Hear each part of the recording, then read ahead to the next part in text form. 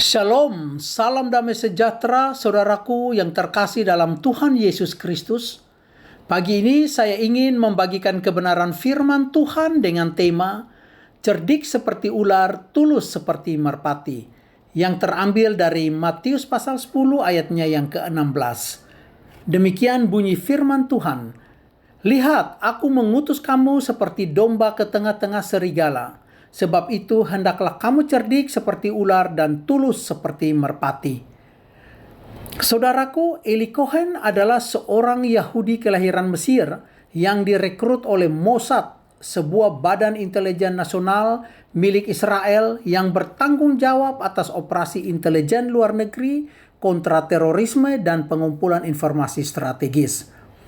Ia kemudian dikirim ke Suriah pada awal tahun 1960-an dengan identitas palsu sebagai pengusaha kaya asal Argentina yang bernama Kamel Amin Taabet.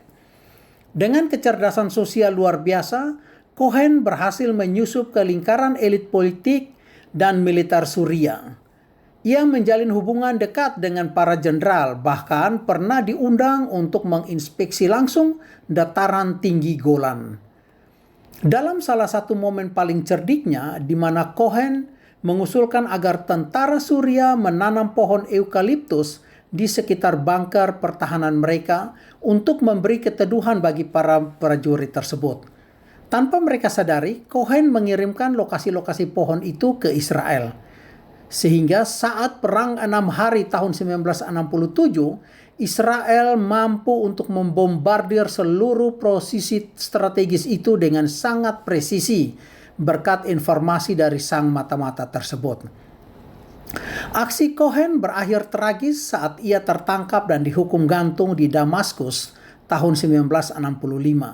Namun keberaniannya tetap dikenang sebagai salah satu operasi intelijen paling brilian dalam sejarah modern. Saudaraku, seperti Eli Cohen, para murid Kristus pun dipanggil untuk hidup dalam dunia yang tidak bersahabat, dengan berbekal menggunakan kecerdikan untuk menavigasi bahaya dan dengan ketulusan hati untuk tidak membalas kejahatan dengan kejahatan. Para murid pergi untuk memberitakan Injil. Saudaraku, perkataan Tuhan Yesus dalam Matius 10 ayat 16 muncul dalam konteks pengutusan 12 murid untuk memberitakan kerajaan surga. Tuhan Yesus tidak memberikan janji keamanan bagi para murid tersebut secara duniawi, melainkan memperingatkan bahwa mereka akan seperti domba di tengah-tengah serigala. Sebuah gambaran keadaan yang sangat mengerikan dan penuh risiko. Dalam dunia perjanjian baru, khususnya di bawah kekuasaan Roma dan Yudaisme yang menolak Yesus sebagai Mesias, maka menjadi utusan Injil adalah sebuah misi yang berbahaya.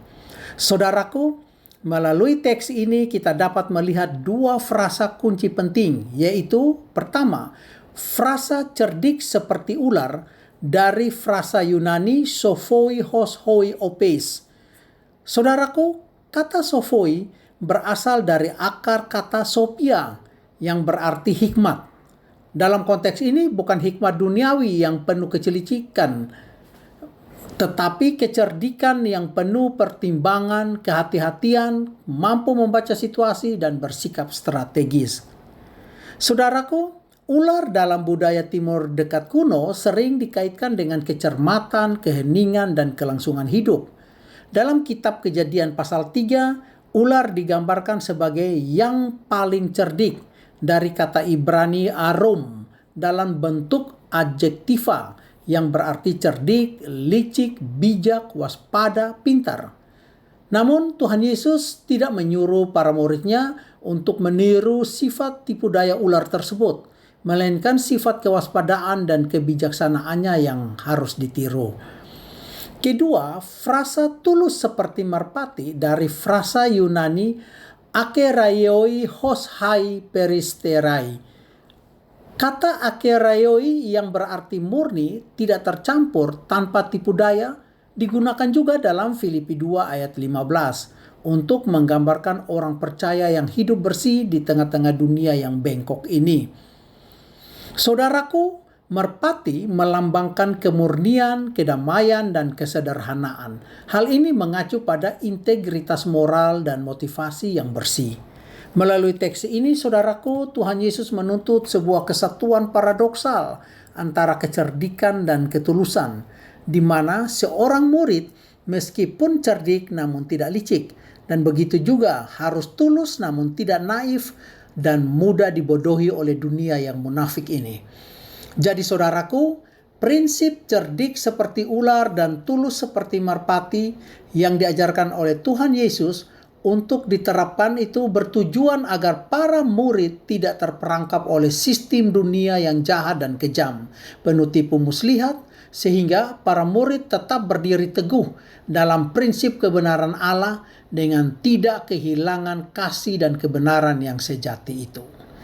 Kenakanlah seluruh perlengkapan senjata Allah supaya kamu dapat bertahan melawan tipu muslihat iblis. Efesus 6 ayat 11. Amin.